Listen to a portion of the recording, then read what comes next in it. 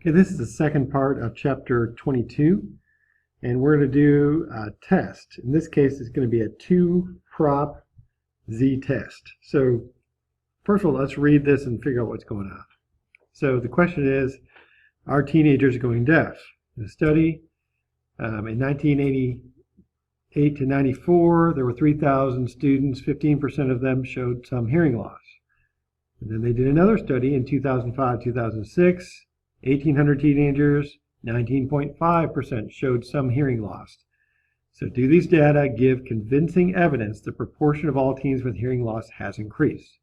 So we have to say, hey, there's a belief being stated here, there's a claim, and so we are going to do a test of some kind. There's definitely two proportions here that are mentioned, 15% and 19.5. We're comparing the two. We're trying to figure out if the second one is bigger than the first one. Has it increased? So we're going to start with the null hypothesis here. So we're doing a 2-prop z-test. We're comparing proportions. So first thing you might want to do is define what P of 94 is. That's the proportion of teenagers in 1994 study who have hearing loss. P of 06 is the proportion of teenagers in the study that was done in 2006, proportion of teenagers that have hearing loss. So you have two ways of stating this. You don't have to state both ways. A lot of students will say it this way. They'll say, well, the proportions are the same. The null is nothing's unusual. 94 and 06 have the same proportions. That's the null. Nothing unusual going on here. I think there's a little better way to say it, and I think I would say it this way. And since we want it to increase, we're expecting that this was 15 and 19, so we're expecting this to end up being kind of a negative number here if the alternate is true. But right now we're just saying, hey, nothing's unusual. These are the same proportions probably, and so we're going to say that's the null hypothesis. The alternate is that 06 is greater than 94, so the proportion of the most recent study will be larger than. And that was what our sample said, but let's start going through the test and see what happens. So we've done P and H. A is assume the conditions, so let's talk about the conditions for this particular one. So if we're doing conditions here, we might start with something like, of course, random. Were they randomly selected? They were randomly selected teenagers. Is it less than 10% of the population of teenagers? Here, yes, certainly way less than 10%. Then we go through NP and NQ. NP is greater than or equal to 10. In this case, you have a choice, really. You could probably use either one. It might be better to use the pooled value. You would be able to get away with using this percentage as well. So if we want to do NP for the 94 year first. So first let's talk about 94, so that would be 3,000. Oops. That would be 3,000 times P hat, which is 0.15, which I think is 94. No, 450. Well, we think that's greater than or equal to 10, and when you do it, it is 450. Is greater than or equal to 10. Now let's do NQ. Greater than or equal to 10. This is again for the 94. So this would be 3,000 times Q, which is 0.85. Greater than or equal to 10. And that will be whatever 3,000 minus 450 is, which is, 2,550, I think. Greater than or equal to 10.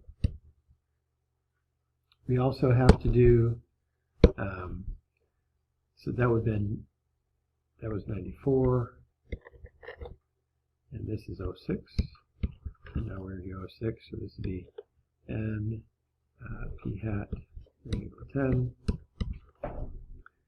So this will be 1,800 times 0.195. Should be greater than or equal to 10. When you do that, I think you get 351. Greater than or equal to 10. So that one passes, and then Q hat n equal 10.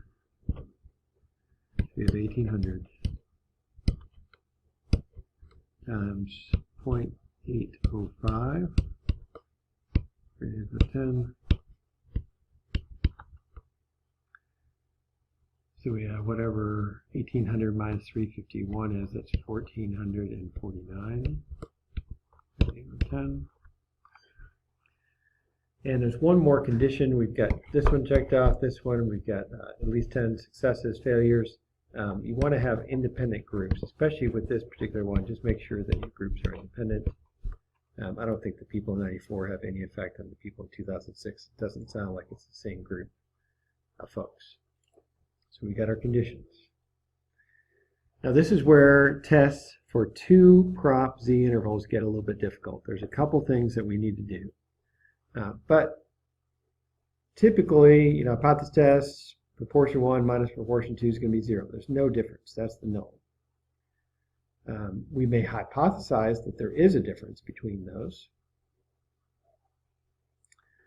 And that means the standard deviations for each proportion are the same. So if the null was true, is what we're saying here. If the null was true, the standard deviations for the proportion would be the same. Since this is the case, we're going to go ahead and pool our data together. So let's see what that looks like. So p hat is really what we're looking for here. We really need p hat pooled instead of just,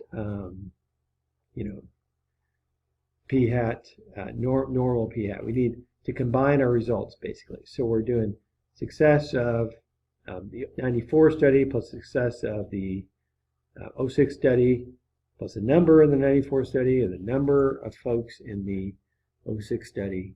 And we're just going to plug those in to get those values.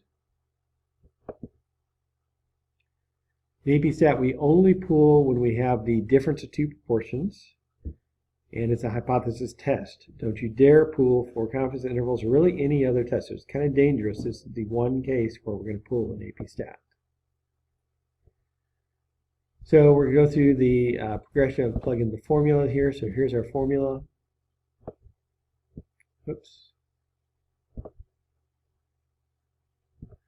So if you see, here we go.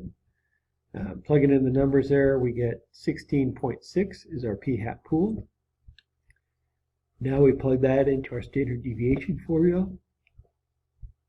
Here we get standard deviation is 0.011117.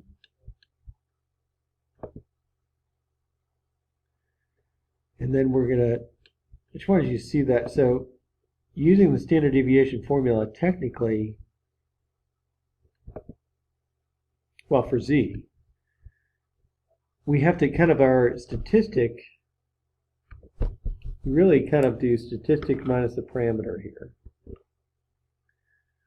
Is the normal way we go. And this is our stat, right? P hat of the teens in 04 or 06 minus p hat, the proportion of teens in 94. So we're going to subtract those. In the parameter, the null is really 0 here, right? I mean, we're saying the null, nothing unusual. Those proportions are the same, so the null is 0. The standard deviation, we're going to, of course, use SE pooled, which we just talked about. That was this formula right here. So this is the formula that you need for standard deviation for pooled data.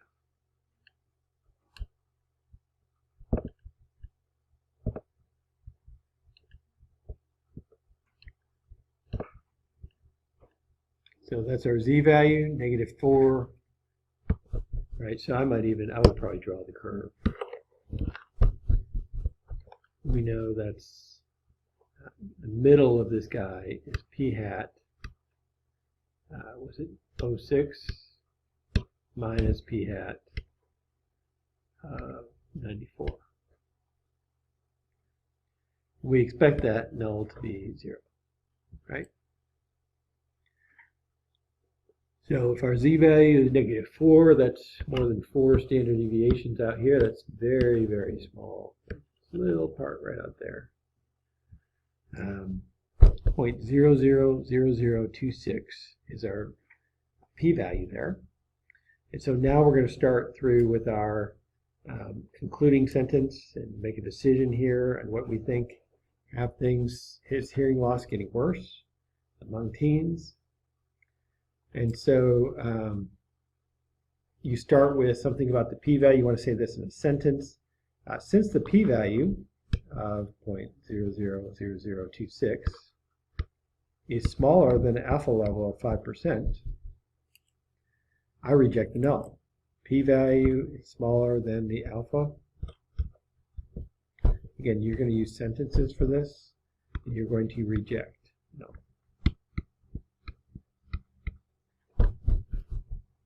We do have evidence to believe the proportion of teens with hearing loss has increased. So we do have evidence to believe the proportion of teens with hearing loss has definitely increased. So you want to say something like that as your concluding sentence. And that is how you do a test with 2 prop z intervals.